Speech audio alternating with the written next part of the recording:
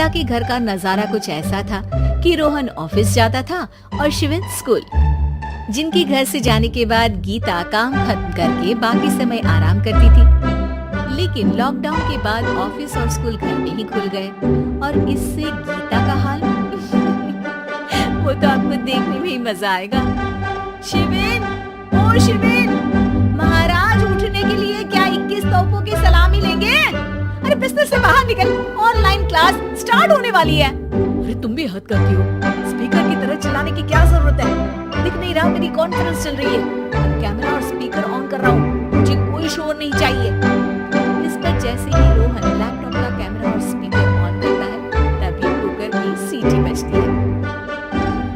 करा लो अब इसे चुप, लॉकडाउन नहीं हुआ, मेरी मौत का फरमान जारी हो गया। बाप बेटे ने नाक में दम किया हुआ है। ऐसा बोलकर गीता वहां से शिवेन के कमरे में पहुंच जाती है, जहां शिवेन अभी भी सो रहा होता है। ओ आलसी, अब अगर 5 मिनट में नहीं उठाना तो आज तेरा गेम और यूट्यूब कैंसिल। माँ की बात सुनकर शिवेन बिना 1 मिनट गंवाए उठ खड़ा होता है।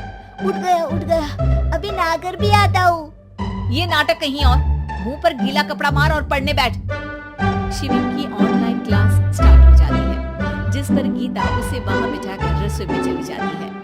थोड़ी देर में उसे कमरे से कुछ आवाज सुनाई देती है, जिसे सुनकर वो कमरे में वापस आती है।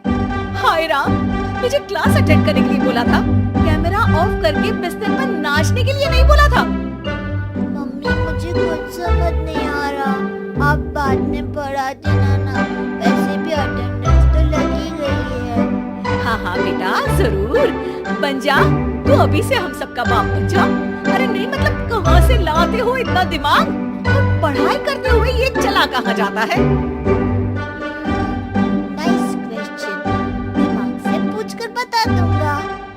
शिवेन की बातों से परेशान होकर गीता उसे मारने के लिए जैसे ही आगे बढ़ती है, तभी वो कमरे से बाहर भाग जाता है। अब शिवेन आगे आगे और गीता हाथ में चप्पल पकड़े उसके पीछे पीछे पूरे घर में दोनों घूम रहे होते हैं। इसी बीच वो रोहन के पास पहुंच जाता है और शिवेन को मारने वाली चप्पल रोहन के लैपटॉप पर जाकर गिरती है। ओए माँ! मम्मी, अब पापा को चप्पल मार रही हो?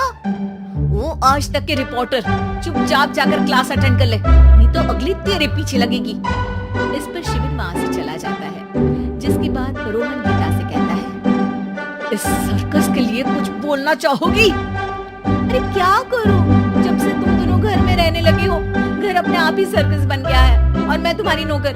कभी बेटी को संभालो तो कभी बाप के नखरे उठाओ। इन्हीं सब